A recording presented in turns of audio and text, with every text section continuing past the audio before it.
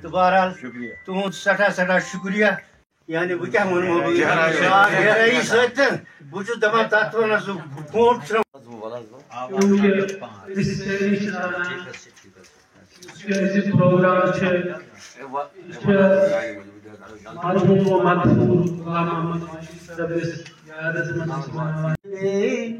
شجر برا صلی علی محمد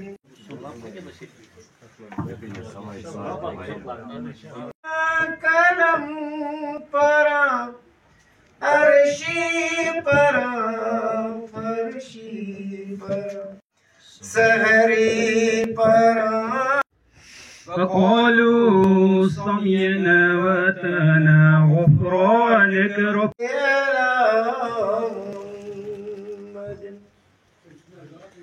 زمان پرا زمین پرا فلکی پرا جنو انس. چونکہ آز آو اسہ یہ خواجہ غلام محمد وانی عرف المعروف مام کاک ام سن واہ وٲرِم دۄہ مناونہ یادگار ساگر کلچرل فورم سوسائٹی پٹن. چونکہ اسہ یہ والد صٲب امس 5 لڑکہ 5 من زٹھو برادر زٹھو لڑکہ بہ اللہ تعالیٰ امس گاڈ گفٹ عطا کورمت. حالانکہ یہ واریاہ ان پڑھ مگر یہ وتھان بیہوان جان جان مسجدن مز ام سن وجود سون وجود سون.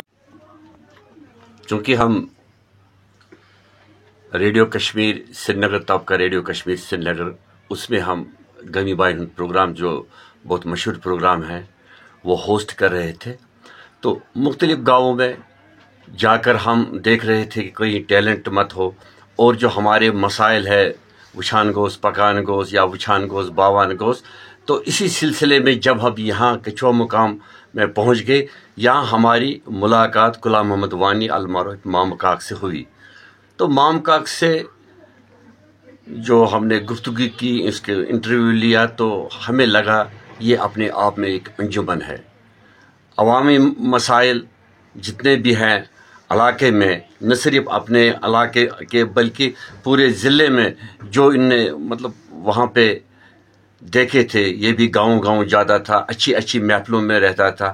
تو جو عوامی مسائل ہے ان کو اجاگر کرتا تھا. اس کے ساتھ ساتھ جو ہم کہتے ہیں حقوق العباد تو ہمیں جو والدین پر ہمارا کیا فرض ہے جب بوڑھے والدین ہوں گے تو اس کے جو فرزند ہوں گے اس کے جو باقی ورثہ ہوں گے ان پر کیا فرائض ہیں وہ کس طرح اپنے حقوق جو ہیں وہ ادا کریں ان کے لیے یہ ہمیشہ پیش رہتے تھے. گاؤں میں دیہات میں کہیں بھی کوئی مسئلہ ہوتا تھا یہ پیش رہتے تھے. خود جاتے تھے افسروں کے پاس جاتے تھے اپنے جو گاؤں کا کام ہے وہ نپٹانے میں. غلام محمد وانی المعروف مام کا بہت کلیدی رول رہا ہے. ہم اللہ تعالیٰ سے یہی دعا کریں گے انہیں کروٹ جنت الفردوس نصیب کرے. آمین ثم آمین.